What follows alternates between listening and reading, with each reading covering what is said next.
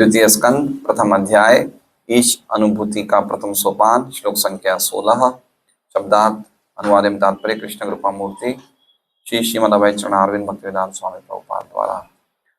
गृहात् प्रव्रजितो धीर पुण्यतीर्थ जलाप्लुतः शुचौ विविक्त आसीनो विधिवत कल्पितासने। गृहात् अपने घर से, प्रव्रजितः बाहर जाकर, धीरः आत्मसंयमी, पुण्य पवित्र, तीर्थ तीर्थ स्नान तीर्थ स्थान, जल आप्लुतः पूरी तरह धोया हुआ, शुचौ स्वच्छ किया, विविक्ते एकांत, आसीन बैठा हुआ, विधिवत नियमानुसार, कल्पित संपन्न करके, आसने आसन पर।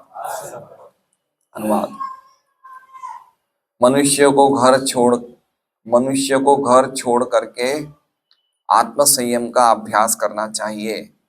उसे तीर्थ स्थानों में नियमित रूप से स्नान करना चाहिए और ठीक से शुद्ध होकर एकांत स्थान में आसन जमाना चाहिए।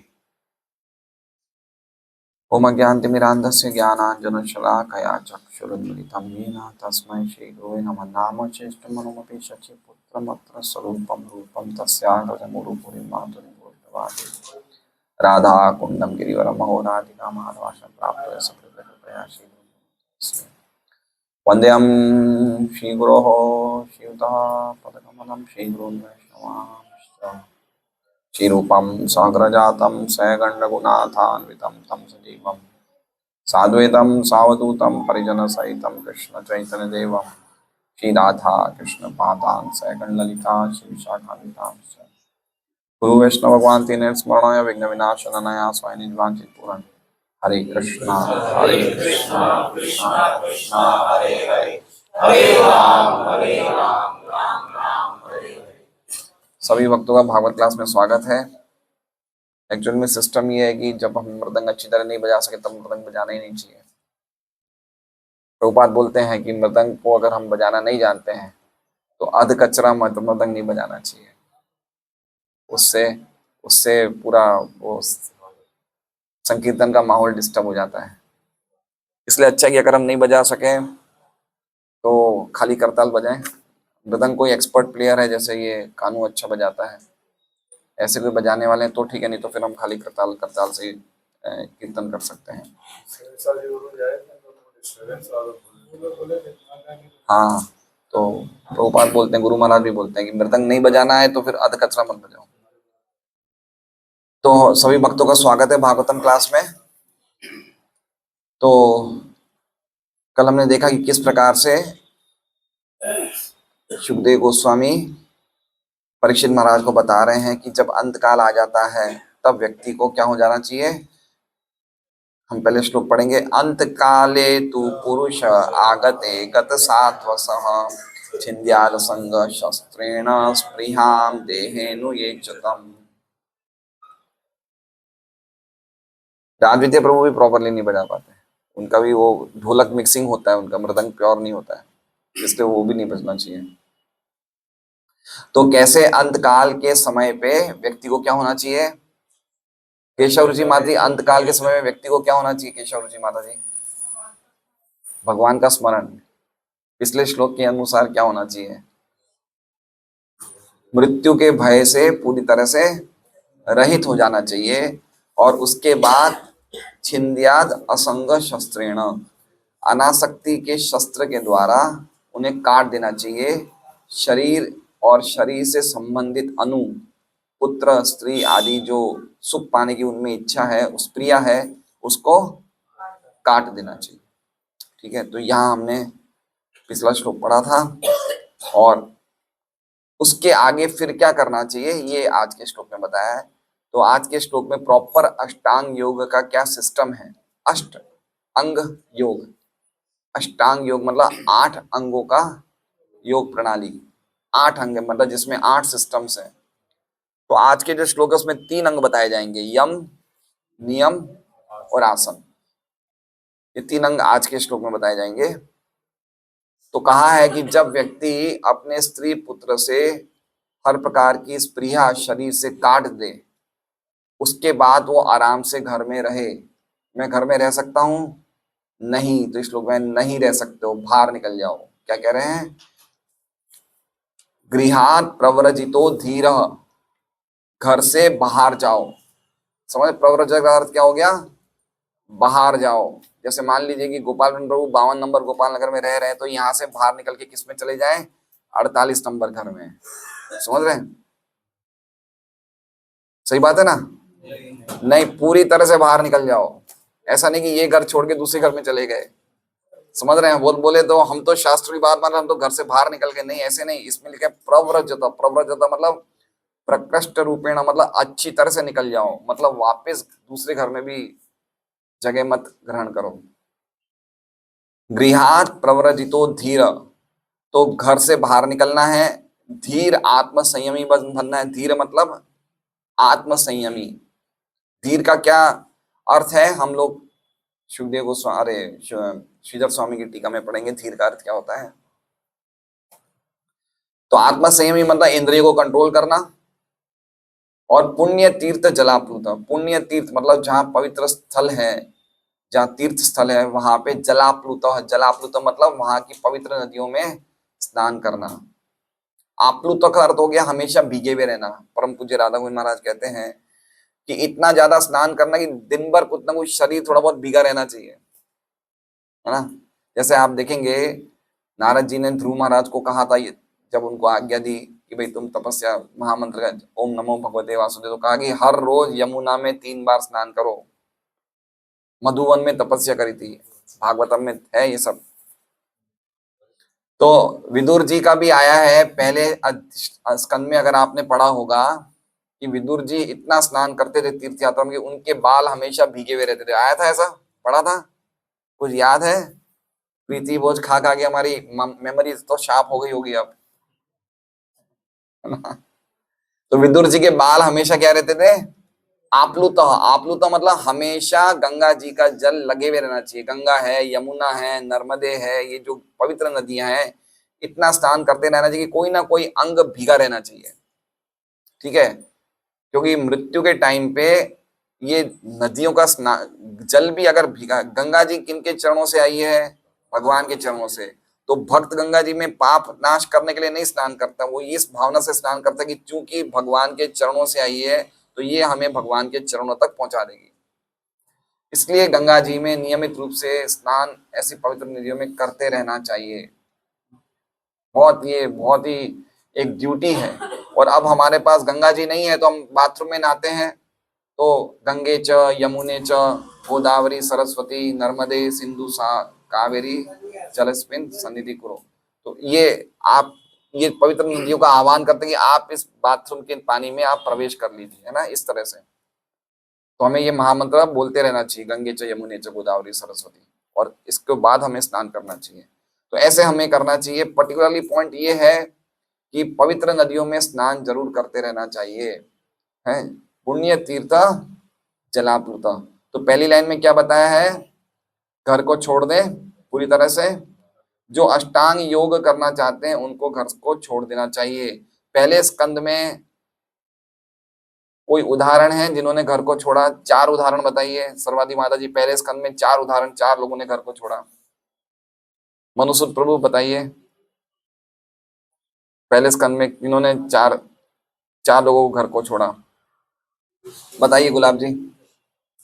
Dhritarashtra, very nice. और है गंधारी, तो भाई उनकी वाइफ थी, चली गई साथ में। धृतराष्ट्र है। युधिष्ठिर महाराज, विदुर जी हाँ छोड़े, लेकिन वो वापस भी आ गए थे प्रचार करने के लिए। विदुर जी का एक अलग वो रोल है। परीक्षित महाराज, बहुत अच्छा। पांडव गणों ने छोड़ा, धृतराष्ट्र ने छोड़ा, परीक्षित महाराज ने चौथा। नारद जी, है ना। उनकी माँ का एक अफेक्शन था, वो भी माँ की भी चलती रही, तो उन्होंने फिर घर छोड़ दिया। तो हमने देखा कि घर छोड़ना आवश्यक है। घर में बने रहना बहुत ही अटैचमेंट रहता है, घर को देखना, घर की चीजों को देखना, है ना। इसलिए हमारा कंप्लीट नहीं हो पाता है। हमारा रिनंसिएशन वैराग्य कंप्लीट नहीं हो पाता घर में रह के भजन करने से। जैसे हम माला कर रहे हैं, पत्नी बोले जाओ बच्चे को स्कूल छोड़ के आ जाओ, तो ये सब चीजें तकलीफ होती है। बच्चे को देखते हैं, बच्चा रो रहा है तो थोड़ा अटैचमेंट हो जाता है। तो क्या है कि हमारा भजन कर रहे हैं लेकिन भजन का प्यूरिटी नहीं आती अगर पूरे टाइम घर पे रहे तो। इसलिए ये करदम मुनि का देख लीजिए एग्जाम्पल। करदम मुनि के घर में स्वयं भगवान है, फिर भी घर छोड़ दिया, है ना। उसमें लिखा है कि करदम मुनि ने घर क्यों छोड़ा? लोग भगवान को ढूंढने के लिए घर छोड़ते, वन में जाते, उनके तो घर में स्वयं भगवान आ गए थे, कपिल भगवान, फिर क्यों घर छोड़ा? क्योंकि जो सनातन धर्म का नियम है वानप्रस्थ संन्यास, उसको ओबे करने के लिए, उसके पालन करने के लिए करदम मुनि ने घर छोड़ा। प्राचीन भारी ने घर छोड़ा, प्राचीन भरीषी, उनके बच्चे जल में तपस्या कर रहे थे और वो तो आए भी नहीं थे अभी तक, ना उनकी शादी हुई थी। मंत्री को बोला वो आएंगे, उनको राजपाट संभाल देना, मैं तो चला। देख रहे हैं आप। इसलिए बहुत इंपॉर्टेंट बात है घर छोड़ना। घर छोड़ना मतलब प्रभुपाद कहते हैं कि आज की तारीख में ये संभव नहीं है। घर छोड़ना मतलब कहाँ जाएं, जहां जाएं वहां गड़बड़ है। इसलिए अच्छा है कि हम एक प्रॉपर कोई सत्संग केंद्र में या कोई मंदिर में जहां पे हमें फुल टाइम सेवा मिले वहां चले जाएं, या कोई प्रीचिंग करें, कहीं प्रीचिंग करते करते हम लोग कहीं स्टे कर रहे हैं वैसे करें, इस टाइप से हम कर सकते हैं, है ना। और एक सिस्टम ये बताया है कि भाई आप लोग जैसे मान लीजिए अभी कोई व्यक्ति को घर छोड़ने की आदत नहीं है, जैसे हंसदूत प्रभु हैं, इनको घर छोड़ना है लेकिन इनको लग रहा है कि मैं इतना नहीं रह पाऊंगा वहां पे, तो 7 दिन रहे वहां पे, फिर वापस 20 दिन यहाँ आ जाए B502 राजलक्ष्मी में, फिर वापस जाए, फिर वापस आए। तो इनको और माता जी को लगेगा अब हमें सही लग रहा है, तो 6 महीने बाद 15 दिन रहे। ऐसे बढ़ा सकते हैं, इंक्रीज कर सकते हैं अपनी मतलब जैसे कहते हैं ना कि प्रैक्टिस के अनुसार। तो इस तरह से हमें प्रैक्टिस करना चाहिए, है ना। आगे क्या बता रहे हैं? शुचौ विविक्त आसीनो। शुचौ मतलब स्वच्छ स्थान में एकांत में बैठकर नियम अनुसार, विधिवत नियम अनुसार आसन का निर्माण करके एकांत स्थान पे बैठना चाहिए और बिल्कुल स्वच्छ स्थान में। शुचौ की बहुत विशेष महिमा है। पर्टिकुलरली जो भी व्यक्ति भक्ति करते हैं उनके घर, उनके कमरे, उनकी ड्राइंग रूम, उनकी रसोई, मंदिर सब बिल्कुल नीट एंड क्लीन होना चाहिए। क्योंकि अगर हम इन चीजों को साफ सफाई नहीं रखें तो ये साफ सफाई नहीं रखने से इनका प्रभाव भी हमारे मन पे पड़ता है। इसलिए भक्तों को बिल्कुल स्वच्छ रहना चाहिए, है ना। दिन में 2 टाइम तो कम से कम हर गृहस्थ को नहाना ही चाहिए। बिल्कुल साफ सुथरा रहना चाहिए, तिलक लगाए रखना चाहिए, घर को बिल्कुल साफ सुथरा रखें ना। कोई भी व्यक्ति किसी वैष्णव के घर में जाए तो घर में जाने से उनको एक कूलिंग इफेक्ट मिलना चाहिए। कैसा इफेक्ट मिलना चाहिए? कि लगना चाहिए कि हाँ भाई यहाँ पे कुछ भगवत स्मरण होना हो सकता है यहाँ पे। ऐसा घर में कुछ धूप जलनी चाहिए, कुछ सुगंधित भगवान को अगरबत्ती ऑफर होना चाहिए। घर का माहौल बिल्कुल कुछ गोबर के कंडे जले रहना चाहिए, है ना। इस तरह का कुछ बिल्कुल प्योर माहौल होना चाहिए। पिक्चर के, टीवी के, म्यूजिक की तो बात बहुत दूर की बात है ना। वैष्णव के घर में तो ये बॉलीवुड सॉन्ग्स, टीवी, पिक्चर, ये सब तो कोई प्रश्न ही नहीं उठता है। तो ये सब चीजें बहुत ध्यान रखनी चाहिए। शुचौ विविक्ता आसीनो विधिवत कल्पितासन है। तो क्या करना चाहिए? घर छोड़ के आत्म संयम का पालन करके पुण्य तीर्थों में हमेशा स्नान करते हुए बिल्कुल एक एकांत स्थान पर, स्वच्छ स्थान पे आसन का निर्माण करके बैठना चाहिए, आसन जमाना चाहिए। तो 3 चीजों का बताया यहाँ पे, यम, नियम और आसन। यम क्या है? यम क्या है? धीर का मतलब है यम, आत्म संयम। ये क्या हो गया? यम, जो चीज हमें नहीं करना चाहिए। और नियम में क्या आ गया? पुण्य तीर्थ जलाप्लुत, क्या क्या चीजें करनी चाहिए, ये नियम हो गया। और तीसरा क्या है? आसन। अब आसन पे बैठना चाहिए। अभी देखिए जो भी यहाँ पे योगा क्लासेस हो रही है सीधा क्या बताते हैं? प्राणायाम। सीधा क्या बताते हैं? यम नियम सब कुछ कोई नहीं है। आप 15 दिन में नहा के आओ, बिना नहा के आओ, योगा क्लास में बैठ जाओ, तो उससे हो सकता है हमें कुछ शरीर को लाभ हो, लेकिन जो अल्टीमेट योगा प्रैक्टिस है कि भगवान का ध्यान करना, भगवान से अपने आप को जोड़ना, वो चीज नहीं हो सकता आजकल की योगा प्रैक्टिस में। क्योंकि वो चीजें कोई भी फॉलो नहीं हो रही। एक तो शुचोद्देश्य नहीं है, ये सब 6 अध्याय में ना गीता जी में, शुचोद्देश्य प्रतिष्ठाप्य स्थिरम आसनम आत्मना, तो वो सब चीजें फॉलो नहीं हो रही है, इसलिए वो चीजें संभव नहीं है। पर्टिकुलरली कहना का अर्थ है कि ये योगा प्रैक्टिस जो प्रभु भगवान शुभदेव गोस्वामी बता रहे हैं आज की तारीख में संभव नहीं है। लेकिन प्रभुपाद जी ने इन इन श्लोकों पे भी जो तात्पर्य लिखे हैं, ये श्लोक तो परीक्षित महाराज के लिए नहीं है, हमने जैसे कल चर्चा करी, परीक्षित महाराज तो भक्ति योगी हैं, तो उनके लिए तो ये श्लोक नहीं है, लेकिन फिर भी जो तात्पर्य प्रभुपाद ने लिखे हैं वो कंप्लीटली हम लोगों के लिए लिखे हैं, है ना। ये प्रभुपाद की विशेष महिमा है कि उन्होंने तात्पर्य जो लिखे हैं वो हम भक्ति योग, जो हम लोग योग भक्ति में प्रगति करना चाहते हैं उनके लिए लिखे हैं। तो हम अब श्रीधर स्वामी की टीका पढ़ेंगे। किंच गृहात प्रव्रजितो निर्गतः, भाई क्यों जाए घर से बाहर, किंच गृहात प्रव्रजितो निर्गतः, क्यों जाए घर से बाहर, तो कह रहे हैं गृहे स्थितस्य पुनरप्यासिक्त संवाद, घर में रहेंगे तो वापस आसक्ति हो जाएगी, समझ रहे हैं क्या कह रहे हैं कि मान लो उन्होंने कल काट तो दी, छिंदी कर दी, काट दिया उन्होंने, स्पृहा काट दी, लेकिन फिर भी घर में बने रहेंगे तो वापस आसक्ति होने के पूरे चांसेस है, इसलिए घर को छोड़ दो, ये बता रहे हैं।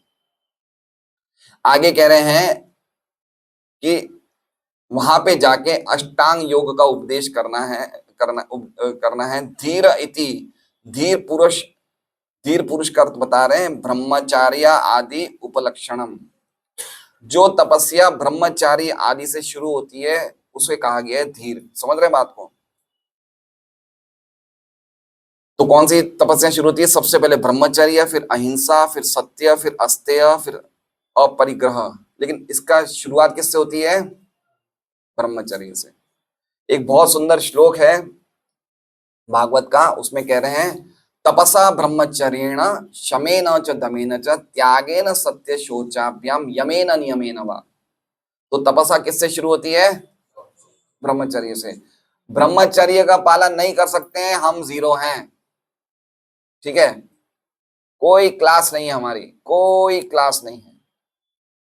तपस्याओं का ज्वेल कौन है, ज्वेल मतलब समझ रहे हैं, रत्न, तपस्या का रत्न क्या है, ब्रह्मचर्य, किंग ऑफ तपस्या। जैसे फलों का राजा कौन है, कृष्ण भगवान प्रभु आम, ऐसे तपस्या का राजा कौन है, ब्रह्मचर्य। That is the wonderful thing.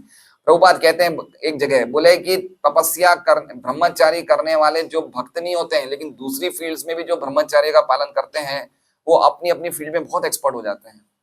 Prabhupada ने कहा कि गांधी जी, महात्मा गांधी ने 36 साल के बाद ब्रह्मचर्य का पालन करना शुरू कर दिया, तो उन्होंने देश से अंग्रेजों को निकाल दिया। क्यों, क्योंकि ब्रह्मचर्य का पालन करने से हमारी भक्ति में जो 3 प्रिंसिपल्स हैं, कौन से 3 प्रिंसिपल्स हैं जो हमें बहुत भक्ति में प्रगति कराते हैं, उत्साहात, निश्चयात, धैर्यात। तो तीनों प्रिंसिपल्स को बल मिलता है किस, क्या चीज पालन करने से, ब्रह्मचर्य पालन करने से। इसलिए ये तो लाइफ है डिवोटीज की। ब्रह्मचर्य का पर्टिकुलरली मीनिंग हो गया ब्रह्म में आचरण करना। ब्रह्म मतलब भगवत भक्ति में आचरण करना या फिर परम सत्य में आचरण करना, मतलब हमारे सब कार्य जो होने चाहिए वो परम सत्य से संबंधित होना चाहिए, उसे कहते हैं ब्रह्मचर्य। पर्टिकुलरली उसका अर्थ होता है कि भाई स्त्री पुरुष को साथ मतलब वो नहीं करना चाहिए, लेकिन ओरिजिनल अर्थ यही है। तो पॉइंट कहने का है कि जब तक हम ब्रह्मचर्य का पालन नहीं करेंगे तब तक हमारा भक्ति में शुरुआत भी नहीं हुई है। क्या कह रहे हैं, शुरुआत ही नहीं हुई है।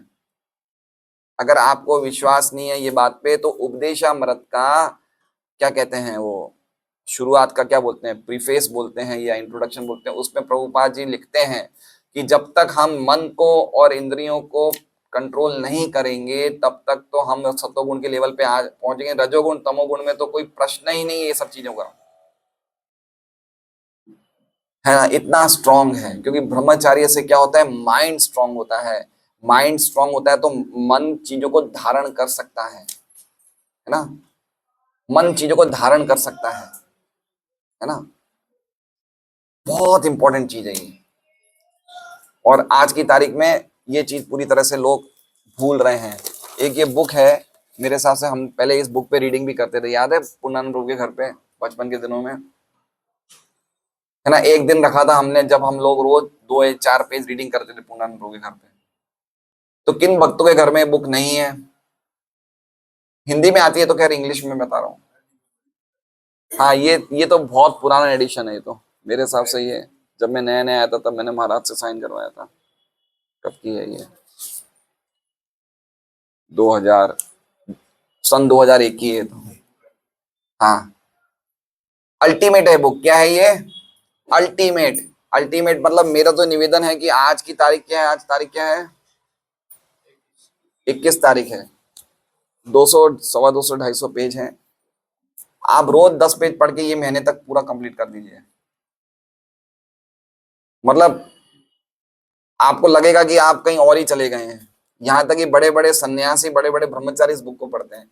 कोई भी इस्कॉन का मंदिर इस बुक के बिना पूरा नहीं है। हर एक सेंटर में, चाहे वो इंडिया में कहीं हो, फॉरेन में हो, ये बुक आपको मिलेगी मिलेगी। और क्या लिखा है महाराज ने, जबरदस्त लिखा है। मतलब हमारे लिए, जैसे कहते हैं ना कि हमें पता तो चले कि ब्रह्मचर्य है का है क्या। तो मेरा निवेदन है कि जिनके पास नहीं है वो मुझे बता दीजिए, मैं दे दूंगा। ज्यादा महंगी नहीं है, इतनी 100-150 रुपए की होगी, मुझे नहीं पता है। और जिनके पास है उनसे निवेदन है कि कम से कम रोज 10 पेज पढ़ लीजिए। ये महीने में 10-15 पेज पढ़ के आप पूरा कंप्लीट कर लीजिए। और प्रयास तो ये करेगी रोज 2 पेज पढ़े। कितने पेज पढ़े रोज? रोज 2 पेज पढ़े। क्यों मैं इसलिए बोल रहा हूं? क्योंकि पूरा माहौल क्या है आज की तारीख में, कैसे ब्रह्मचर्य को तोड़ना है। पूरा माहौल ऐसा है। आप देख लीजिए, बिलबोर्ड्स हैं, टीवी है, या हमारे ये क्या कहते हैं, हमारे ये जो मोबाइल्स हैं, इसमें पूरी तरह से खाली इसी चीज पे जोर दिया जा रहा है। माया ने पूरा अटैक क्या किया है कि ये व्यक्ति का ब्रह्मचर्य नहीं रहेगा तो कहीं भी काम का नहीं रहेगा। वो मेरे हाथ का खिलौना बना रहेगा, है ना। इसलिए सबसे इंपॉर्टेंट है, श्रीधर स्वामी कह रहे हैं, धीर का मतलब क्या होता है? जो ब्रह्मचार्य आदि नियमों का पालन करे वो कौन है? धीर है। आगे कह रहे हैं, तीर्थ जल में स्नान करने को नियम बताए गए हैं, जैसे शौच, संतोष, तपश्चर्या, स्वाध्याय, भगवत प्रार्थना, ये सब नियम है। तो जो व्यक्ति यम और नियम से युक्त होता है उसे धीर पुरुष कहा गया है, ऐसा श्रीधर स्वामी कह रहे हैं। किससे युक्त होता है? यम और नियम से जो व्यक्ति युक्त होता है, युक्त मतलब जो यम और नियमों का ढंग से पालन कर रहा है, वो व्यक्ति कौन है? धीर है। विश्वनाथ चक्रवर्ती ठाकुर की हम टीका पढ़ते हैं।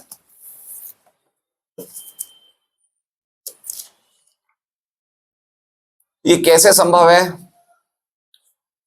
ब्रह्मचर्य का पालन कैसे संभव है? हरे कृष्णा कृष्णा कृष्णा हरे हरे, हरे राम राम राम हरे हरे। एक तरह से हम ये सब बातें कर रहे हैं, सब इम्पॉसिबल बातें कर रहे हैं।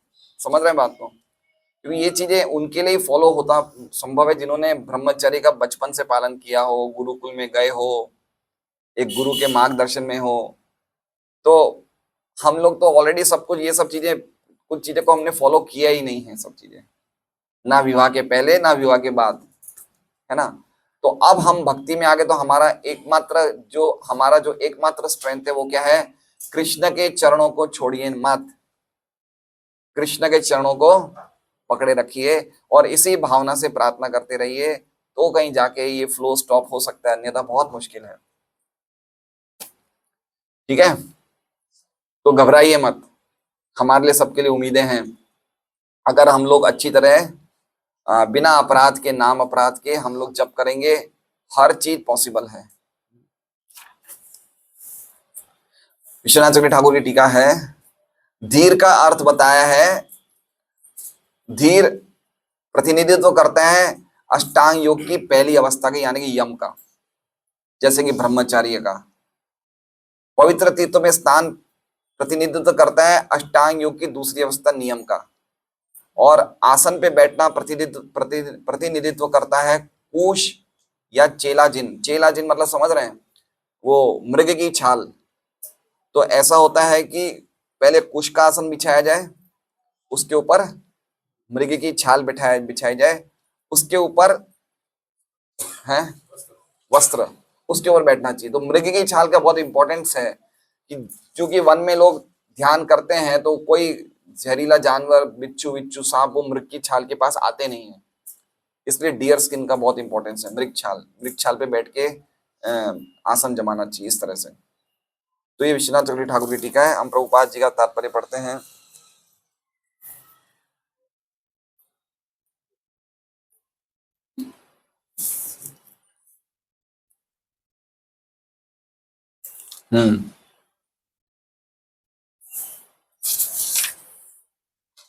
श्रेष्ठतर अगले जीवन की तैयारी के लिए मनुष्य को अपना तथाकथित घर छोड़ देना चाहिए। पहली बॉल पे प्रभुपाद 6 मारते हैं। देख रहे हैं क्या लिखा है? श्रेष्ठतर अगले जीवन की तैयारी के लिए मनुष्य को अपना तथाकथित घर छोड़ देना चाहिए। अब ये तथाकथित क्यों लिखा है, समझ रहे हैं बात को? तथाकथित का अर्थ क्या है? तथाकथित का अर्थ कि सचमुच ये हमारा घर नहीं। जैसे हम बोलते हैं ना तथाकथित साधु है, तो ये सचमुच साधु ये ढोंग कर रहा है। तो तथाकथित घर का अर्थ क्या होगा कि ये व्यक्ति, जैसे हंसुर प्रभु कह रहे हैं कि मेरा घर राजलक्ष्मी में, ये व्यक्ति क्या कर रहा है? ढोंग कर रहा है। ये क्या कर रहा है? ये सरवादी माता जी, ये आपके पतिदेव ढोंगी हैं जो कह रहे हैं ये मेरा घर है। ये लिख रहे हैं प्रभुपाद तथाकथित घर। तो इसका सिस्टम क्या समझना चाहिए कि ऐसा क्यों लिखा है तथाकथित घर? तथाकथित घर लिखने का प्रभुपाद क्यों बता रहे हैं? क्योंकि अगर हम आत्मा हैं, जो कि हम हैं, तो सनातन दृष्टि से देखा जाए तो हंसुर प्रभु ने कितने घर बदल दिए हैं। अगर मान लीजिए कि इस जन्म का तो हम छोड़ दें, ये जन्म में तो हो सकता है इनका ये एक घर हो 15-20 साल से, लेकिन इससे पहले इनके कितने जन्म हो चुके हैं? मान लीजिए 1 करोड़ जन्म हो चुके हैं, तो इन्होंने कितने घर बदले हैं? 1 करोड़। ये कौन है? ये आत्मा है, ये सनातन है। अब इनके सामने 1 करोड़ घर रखे हुए, कितने घर रखे हुए हैं? अब इनसे पूछा जाए आपका घर कौन सा है, तो किसको बताएंगे? ये राजलक्ष्मी को बताएंगे? नहीं, कोई भी इनका घर नहीं है। इसलिए कहा गया तथाकथित। समझ रहे हैं बात को? उसके पीछे लॉजिक समझिए। हम आत्मा हैं, हम सनातन हैं, हमारे कितने घर हम बदल चुके। जैसे चित्रकेतु के पुत्र ने कहा कि आप मेरे कौन से जन्म में माता पिता थे, मैं तो इतने माता पिता बदल चुका हूं। तो तथाकथित घर समझ रहे हैं? ये घर मेरा कितने जन्मों में, कौन से जन्म में था? हर जन्म में तो मेरा अलग अलग घर था। कभी मैं पेड़ के नीचे रहता था, कभी मैं मिट्टी के अंदर बिल बना के रहता। तो मेरा घर कौन सा? तो अगर ये आत्मा की दृष्टि से देखेंगे, तो अगर ये वास्तव में नॉन बायस हैं, मतलब सम दृष्टि है, तो नहीं बोलेंगे कि ये राजलक्ष्मी मेरा घर है, क्योंकि सभी उनके अलग अलग घर हैं। इसलिए कहा गया कि हम सबके जो भी घरों में हम रहते हैं वो क्या है? तथाकथित घर है।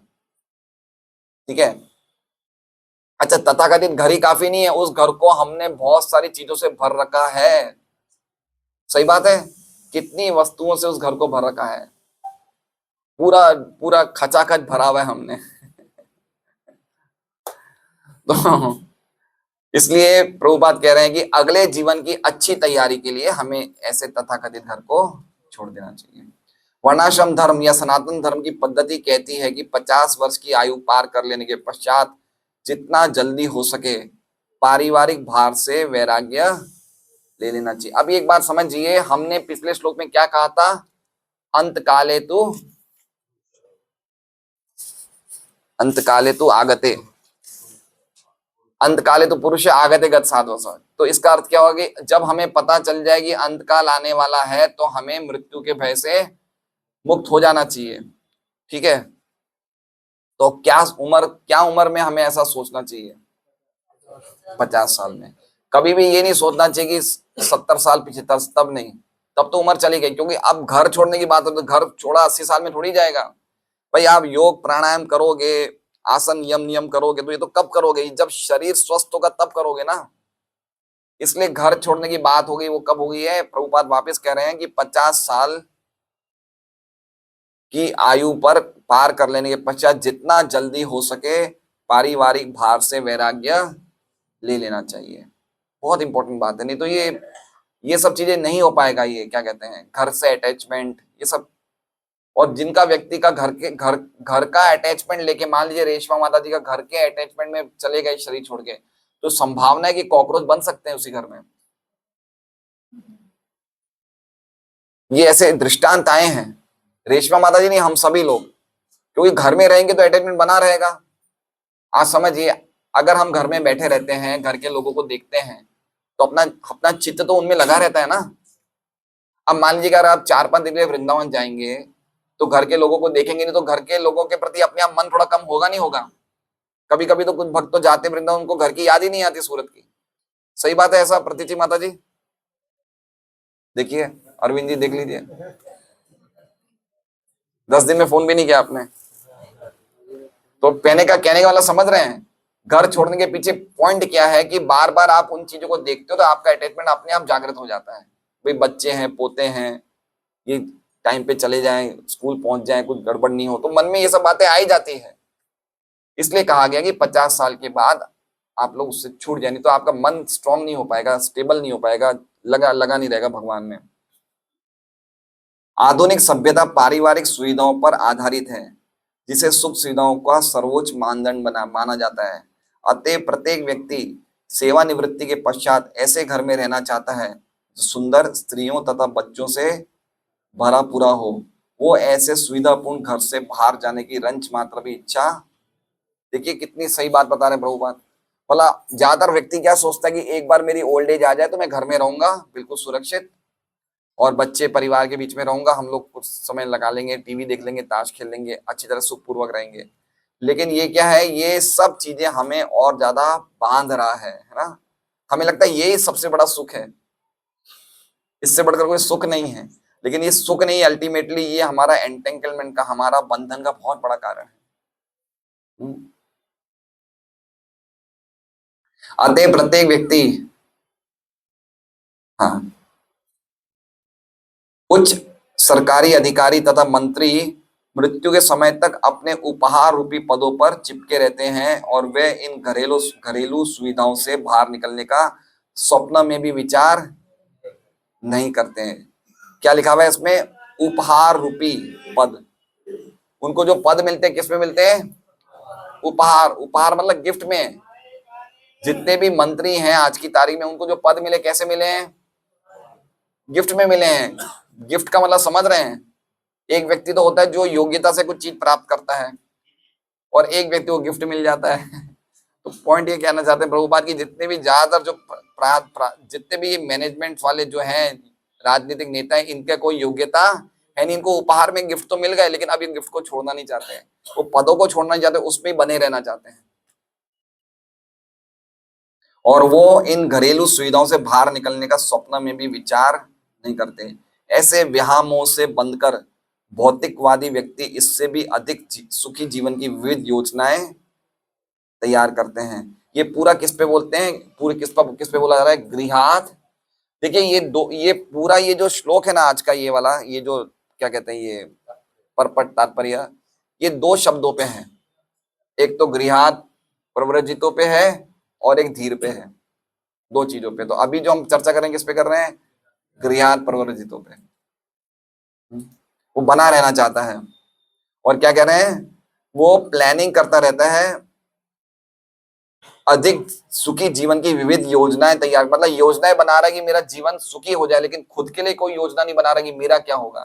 प्लानिंग बहुत कर रहा है, लेकिन खुद की प्लानिंग नहीं कर रहा कि मैं कहां जाऊंगा, मेरा क्या होगा, ये प्लानिंग नहीं कर रहा है वो।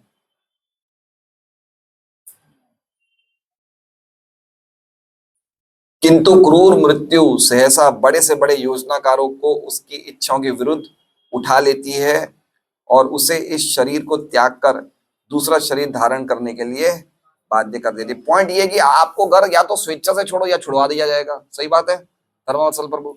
या तो हम स्वेच्छा से छोड़ें या जबरदस्ती छुड़वा दिया जाएगा। तो हमारी समझदारी किसमें है?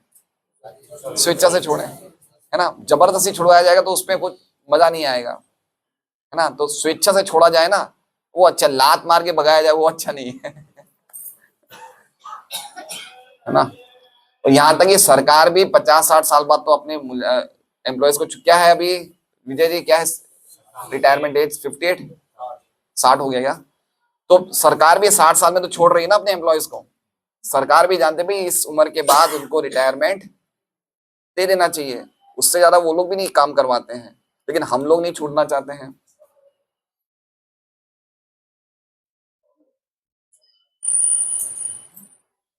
इस तरह ऐसे योजनाकार को अपने किए गए पूर्व कर्मों के अनुसार 84 लाख योनियों में से कोई एक शरीर ग्रहण करने के लिए बाध्य किया जाता है। जो लोग पारिवारिक सुविधाओं के प्रति अधिक आसक्त रहते हैं उन्हें अगले जीवन में इस पापमय लंबी आयु में किए गए पाप कर्मों के कारण निम्न योनि प्रदान की जाती है। देखिए साफ साफ लिखा है निम्न योनि, मतलब अगर हमारा अटैचमेंट है पारिवारिक जनों के प्रति तो क्या मिलेगा हमें परमा माता जी। अब मान लीजिए हम कुत्ते बिल्ली बन गए, ठीक है, अब वापस कब मनुष्य जीवन मिलेगा धर्मवत्सल प्रभु? कोई आइडिया है हमें, कोई पता है? हैं? आपने नियम बनाए क्या? आप कैसे बोल सकते हैं 200-250 करोड़? आपने कैसे बोल दिया? है ना, अनादि कर्म फले, हमें नहीं पता हमें कब मिलेगा। खाली यही हमारा एक आंसर होना चाहिए कि वापस कब मिलेगा हमें नहीं पता, कोई गारंटी नहीं है, कोई भी चांस नहीं है कब मिलेगा मनुष्य जीवन। अच्छा मिल भी जाए तो ब्रह्मांड में कहां मिलेगा वो भी नहीं पता। समझ रहे हैं? ब्रह्मांड में कितने लोग हैं नरपत जी? एक ब्रह्मांड में कितने लोग हैं? अनगिनत लोग हैं। कौन से लोग में मिल जाए वो भी नहीं पता। क्या पता वापस भारत में मिले, वो भी तो नहीं पता ना। भारत के जन्म की महिमा है ना, तो पहले तो मनुष्य जीवन वापस कब मिलेगा वो नहीं पता, वो वापस जीवन भारत में मिले वो नहीं पता। तो हम कितना रिस्क कर रहे हैं खाली इस काम के लिए कि हमें घर से नहीं निकलना, हमें पूरे टाइम घर के लोगों के बीच में रहना है, खाली इतनी सी बात के लिए।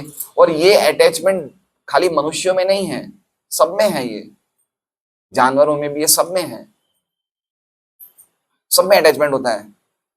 हमारी 2-3 दिन पहले एक बछड़ी की डेथ हो गई गौशाला में, तो गाय को बड़ा दुख हुआ, उनकी माँ को बहुत दुख हुआ।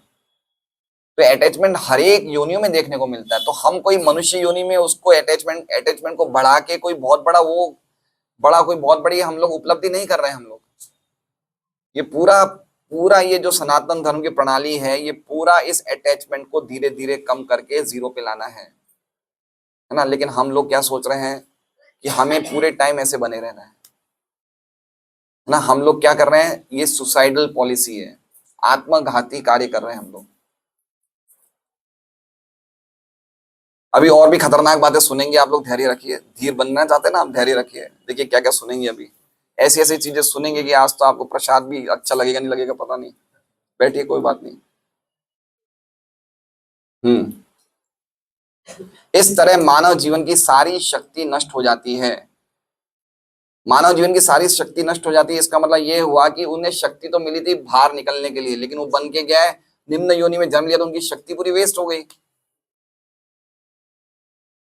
मनुष्य जीवन को इस प्रकार नष्ट होने और काल्पनिक वस्तुओं में लिप्त रहने से बचाने हेतु मनुष्य को यदि पहले नहीं तो कम से कम 50 वर्ष की आयु में तो सावधान। समझ रहे हैं? अब प्रभुपाद ने एक और झटका मार दिया, बोले 50 पहले कर लो, नहीं तो कम से कम 50 में तो कर ही लो।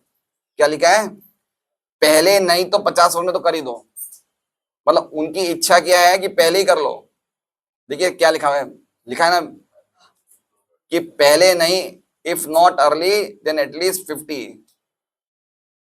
तो क्या स्ट्रॉन्ग स्टेटमेंट है प्रभुपाद के, देखिए।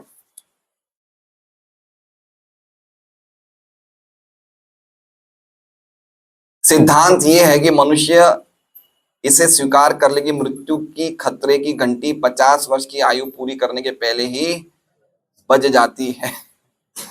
अतः हर हालत में उसे श्रेष्ठतर भावी जीवन के लिए तैयारी करनी। पॉइंट ये कहने का है कि व्यक्ति तैयारी कब करेगा? जब उसका शरीर रहेगा तो ही तो करेगा। जब शरीर ही बिल्कुल निर्बल हो जाएगा तो कैसे तैयारी करेगा? है ना। हम लोग देखते हैं कोई व्यक्ति को यात्रा में जाना होता है, उसको बुखार बीमारी हो जाती है तो कैंसिल कर देता है प्रोग्राम। तो हमें मृत्यु से बाहर निकलना है, मृत्यु को जीतना है, जन्म मृत्यु के चक्कर से निकलना है, तो उसकी तैयारी के लिए हमें भाई 20-25 साल चाहिए नहीं चाहिए? ऐसे अचानक हो जाएगा? ये धीर व्यक्ति, कोई व्यक्ति एक रात में बन सकता है धीर व्यक्ति? प्रैक्टिस चाहिए, टाइम चाहिए, पूरे लाइफ का हमारा वैराग्य देखा जाता है, पूरे जीवन की हमारी सेवाएं देखी जाती है। वैराग्य मतलब अनासक्त से विषयान, जो भगवान की हम सेवा कर रहे हैं पूरी लाइफ टाइम हम उसे कंटिन्यू रख रहे हैं नहीं रख रहे हैं वो देखना चाहिए। जैसे मान लीजिए एक व्यक्ति की सेवा है बुक डिस्ट्रीब्यूशन की, जैसे हजरत प्रभु है, ये संडे संडे जाएंगे जाएंगे जाएंगे, तो ये कितने सालों तक कंटिन्यू रखते हैं, वो इनके धैर्य को बता रहे हैं, उसे बोलते हैं धीर पुरुष। समझ रहे हैं बात को? कि ऐसा नहीं कि हमने कोई सेवा 1-2 साल करी है, 4 साल करी, 5 साल करी, नहीं, रिनंसिएशन, वैराग्य, ये हमारी सेवाएं पूरे लाइफ टाइम में देखी जाती है कि हमने उसे कब तक कंटिन्यू रखी है, वो देखना चाहिए कि उसका क्या रिकॉर्ड है पुराना। वो व्यक्ति धीर बनता है। ये मैं नहीं कह रहा हूं, गीता जी में लिखा है, शक्नोति व यः सोढुम प्राक् शरीर विमोक्षण। जो व्यक्ति शरीर छूटने तक अपने काम और क्रोध को, वेग को कंट्रोल में रखता है, वही व्यक्ति स्वसुखी न रहो, वही व्यक्ति सुखी रह सकता है। तो हमारा ये कोई रिनंसिएशन या वैराग्य, धैर्य जो है 4-5 साल का नहीं है, ये पूरे लाइफ टाइम हमारी एक्टिविटीज में दिखना चाहिए।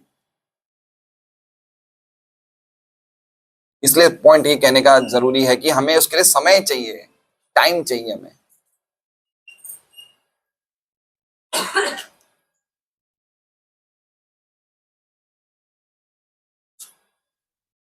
अतएव हर हालत में उसे श्रेष्ठ भावी जीवन के लिए तैयारी करनी चाहिए। सनातन धर्म संस्था की पद्धति ऐसी, कहा हूं मैं, ऐसी बनाई गई कि उसका पालन करने वाला मनुष्य जीवन के विनष्ट होने के किसी प्रकार की संभावना के बिना श्रेष्ठतर अगले जीवन के लिए प्रशिक्षित हो जाए। संसार भर में पवित्र स्थल, तीर्थ स्थल, अब ये पुण्य तीर्थ जलाप्लुतों पे प्रभुपाद बोल रहे हैं। अभी तक किस पे बोल रहे थे? गृहात प्रव्रजितों पे, अब पुण्य तीर्थ पे बोल रहे हैं। उन सेवानिवृत्त व्यक्तियों के आवास के लिए जो श्रेष्ठतर अगले जीवन की तैयारी करने में संलग्न रहते हैं। तो प्रभुपाद पहले क्या लिख रहे हैं कि अपने तथाकथित घर को छोड़ देना चाहिए। अब क्या कह रहे हैं? श्रेष्ठतर सेवानिवृत्त व्यक्तियों के आवास हैं। कौन से? रेसिडेंस वो नहीं है। रेसिडेंस कौन सा है? जो रिटायर हो चुके, जो अपने मटेरियल एक्टिविटी से उब चुके हैं, अब उनके लिए कौन सा आवास हो गया है? तीर्थ स्थल। तीर्थ स्थल में रहो। परम पूज्य राधा गोविंद महाराज क्या कहते हैं? कोई व्यक्ति भगवान के धाम में रहता है, तीर्थ स्थल में रहता है, तो उसका मतलब क्या हो गया? वो एस्केलेटर पे, किस पे है? एस्केलेटर देखते हैं हम लोग स्टेशन पे। एस्केलेटर का क्या काम होता है? हम सीढ़ी से चढ़ते हैं तो मेहनत लगती है, टाइम लगता है। एस्केलेटर में चढ़ते हैं तो खड़े खड़े ही ऊपर पहुंच जाते हैं। तो जब हम धाम में रहेंगे, तीर्थ स्थलों में रहेंगे, तो हमारा खाना पीना सोना, हम भजन नहीं भी कर रहे हैं तो भी भजन हो रहा है। और वही एस्केलेटर में अगर हम चलते चलते एस्केलेटर में और चलेंगे तो कितना फास्ट जाएंगे, समझ रहे हैं? जब हम खड़े रहेंगे तो ऊपर पहुंच जाते हैं ऑटोमेटिकली। अगर उसमें हम और चलते हैं ना, कभी कभी लोग चलते चलते भी चलते हैं, तो कितना फास्ट जाएंगे। तो उसी प्रकार से महाराज कह रहे हैं कि जो व्यक्ति तीर्थ में और धाम में भजन करता है वो कितना फास्ट जाएगा। तो तीर्थ और धाम क्या है? ये सब तीर्थ और धाम की डिफरेंस कुछ है। तीर्थ मतलब जो प्रलय के समय पे नाश हो जाते हैं, धाम कभी नाश नहीं होते हैं, है ना? जैसे अयोध्या धाम है, मथुरा है, वृंदावन है, द्वारका है, ये सब क्या है? भगवान के धाम है। ये प्रलय के टाइम पे भी नाश नहीं होते, ये बने रहते हैं। लेकिन तीर्थ होते हैं ना, तीर्थ नाश हो जाते हैं। इसलिए तीर्थ और धाम में डिफरेंस है। लेकिन तीर्थ भी पवित्र ही है ना? तीर्थ भी, गंगा जी का तट, गंगा जी की नदी जहां जा रही है, वो सब जगह तीर्थ ही है। तो तीर्थ स्थल में जाना चाहिए, धाम में जाना चाहिए, वहां रहना चाहिए, उनका आवास है। जो श्रेष्ठतर अगले जीवन की तैयारी करने में संलग्न रहते हैं। इसलिए बुद्धिमान मनुष्य को जीवन के अंत में 50 वर्ष की आयु के पश्चात जीवन में बंधन रूप पारिवारिक आसक्ति से मुक्त होने के लिए आध्यात्मिक कायाकल्प का जीवन बिताने के उद्देश्य से तीर्थों में जाना चाहिए। कायाकल्प मतलब समझ रहे हैं? कायाकल्प मतलब पूरी तरह से चेंज। जैसे अभी हम लोग जो लगे हुए, ये पूरी तरह से हम लोग बीमार हो चुके हैं। अभी देखते हैं काफी जगह आप देखेंगे नेचुरल थेरेपी सेंटर्स होते हैं, देखते हैं वो 7 दिन तक कोई जाता है, वो नेचुरल कोई नेचर का वो खाने पीने खाता है, तो वो पूरी तरह से चेंज हो जाता है वो। हाँ, पतंजलि का एक आश्रम है, ऐसे अलग अलग बेंगलोर में एक आश्रम है जो ये थेरेपी करते हैं। 7-10 दिन की रखते हैं वहां पे। फल फूल वाला भोजन खिलाया जाता है जो पूरी तरह उसका कायाकल्प हो जाए, चेंज हो जाए। तो इसमें कह रहे हैं आध्यात्मिक कायाकल्प मतलब पूरी तरह से व्यक्ति क्या हो जाएगा? कंप्लीटली वो पूरा स्पिरिचुअल व्यक्ति बन जाएगा अगर धाम में रहेगा और तीर्थ स्थल में रहेगा। तो आध्यात्मिक कायाकल्प का जीवन बिताने के उद्देश्य से तीर्थों में जाना चाहिए। अब देखिए, ये तो हो गया पुण्य तीर्थ जलाप्लुता। अब ये कह रहे हैं धीर व्यक्ति पे। अब प्रभुपाद किस पे कह रहे हैं? धीर का मीनिंग बता रहे हैं। क्या बता रहे हैं? मनुष्य को भौतिक आसक्ति से छुटकारा पाने के लिए गृह त्याग करने की संस्तुति की जाती है, क्योंकि जो व्यक्ति मृत्यु तक पारिवारिक जीवन से चिपका रहता है वो भौतिक आसक्ति को त्याग नहीं कर सकता। और जब तक वो भौतिक आसक्ति को नहीं छोड़ता तब तक वो आध्यात्मिक स्वतंत्रता को नहीं समझ पाता। आध्यात्मिक स्वतंत्रता समझ रहे हैं?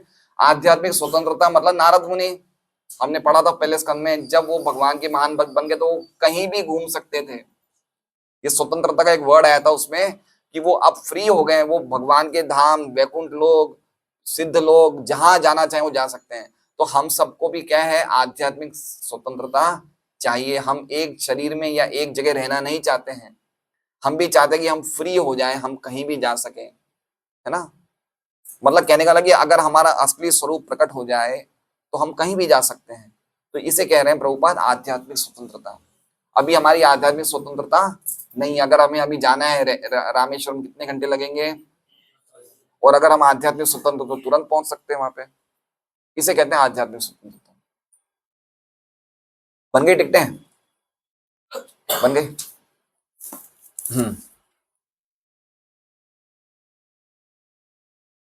लेकिन उसे ग्रह त्याग करके, अब देखिए प्रभुपाद क्या लिख रहे हैं, लेकिन उसे ग्रह त्याग करके या तीर्थ स्थान में वैध या अवैध रूप से दूसरा घर बनाकर आत्मसंतुष्ट, समझ रहे हैं बात को, आपने एक घर तो छोड़ दिया, दूसरा घर बना दिया, समझ रहे हैं।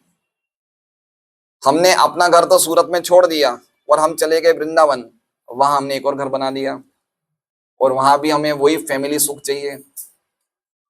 तो वो नहीं करना है हमें, वो बहुत ध्यान रखने जैसे। आगे देखिए प्रभुपाद क्या बता रहे हैं, उसका मतलब क्या है। वैध रूप से घर, दूसरा घर बनाकर आत्मसंतुष्ट नहीं होना चाहिए। ऐसे अनेक लोग हैं जो घर छोड़कर ऐसे तीर्थ स्थानों में जाते हैं, किंतु विपरीत लिंगी कुसंगति में पड़कर पुनः गृहस्थ बन जाते हैं। अभी प्रभुपाद जी ने जबरदस्त बात बोली, अपने घर को तो छोड़ दिया लेकिन दूसरी स्त्री को लेके आ गए वहां पे। देख रहे हैं बात को, ये चीजें बहुत देखी गई है। जो प्रभुपाद लिख रहे हैं ना, वो चीजें सब फैक्ट्स हैं, गलत नहीं है, है ना। तो ये चीजें होती है ऐसा कि व्यक्ति का पूरी तरह से कंप्लीटली अटैचमेंट तोड़ के गया और वापस कहीं ना कहीं दूसरे से अटैच हो गया।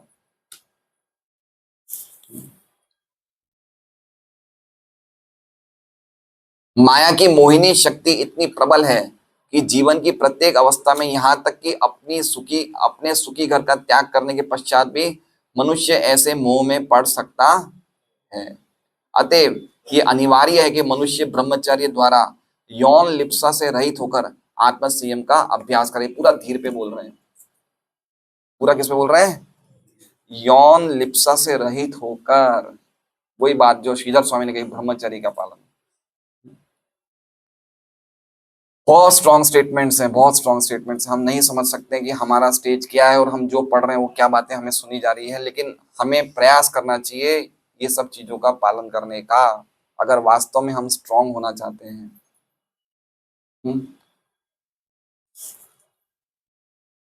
जो व्यक्ति जीवन सुधारना चाहता है उसके लिए यौन लिप्सा आत्मघात या इससे भी बढ़कर है। देखिए एक और जबरदस्त सिक्सर मार दिया प्रभुपाद ने, किससे बढ़कर है, आत्मघात से भी बढ़कर है। ऐसा कैसा हो सकता है।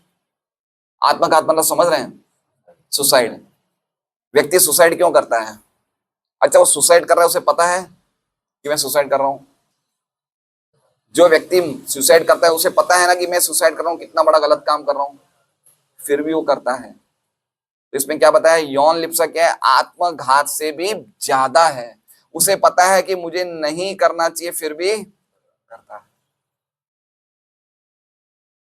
मतलब जिसे कहते हैं ना कि एक और श्लोक है, बहुत अद्भुत श्लोक है कि विषय विष जहर खाने से भी ज्यादा खतरनाक ये यौन लिप्सा का ये जो इच्छा है ना।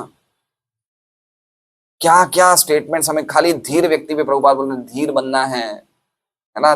2.13 में क्या लिखा है, जब आत्मा दूसरे शरीर में जाएगी तो जो व्यक्ति धीर होगा वो विमोहित नहीं होगा। तो हमें क्या बनना है, धीर। धीर बनने की पहली क्वालिफिकेशन क्या है विजय जी, ब्रह्मचर्य। बहुत स्ट्रॉन्ग स्टेटमेंट्स हैं। अतः पारिवारिक जीवन से पृथक पृथक रहने का अर्थ है समस्त इंद्रिय इच्छाओं पर और विशेष रूप से यौन इच्छा पर संयम रखना। अब इस प्रभुपाद ने इसी तात्पर्य में कितनी बार लिख दिया बताइए, यौन लिप्सा यौन है। देखिए आप समझिए, कोई आचार्य कह रहा है बार बार एक चीज को, तो हमें समझना चाहिए कि क्या वो चीज पे, किस चीज पे फोकस कर रहे हैं, इतना बड़ा 2 पेज का तात्पर्य, इसमें कितनी बार प्रभुपाद एक ही चीज पे फोकस कर रहे हैं। 50 साल के बाद जाओ, यौन इच्छा कितना बोल रहे हैं, क्या बोलना चाहते हैं, उनका क्या चाहते हैं, वो बुक्स के द्वारा क्या हमें समझाना चाहते हैं, है ना। हमें समझना चाहिए किस चीज पे, खाली 2 ही चीजों पे फोकस है इस पूरे श्लोक में, गृह प्रव्रजित और धीर, 2 ही चीज पे फोकस है। और पूरा 2 चीजों पे 2 पेज का तात्पर्य प्रभुपाद लिख रहे हैं और एक ही चीज को बार बार रिपीट कर रहे हैं। इसकी विधि ये है कि मनुष्य को कुश, मृगचर्म तथा दरी का पवित्र आसन तैयार करना चाहिए और उस पर बैठकर उपर्युक्त विधि से निरपराध भाव से श्री भगवान के पवित्र नाम का जप करना चाहिए। ये समुची विधि मन को भौतिक कार्यों से खींचकर श्री भगवान के चरण कमलों में स्थिर करने के निमित्त है।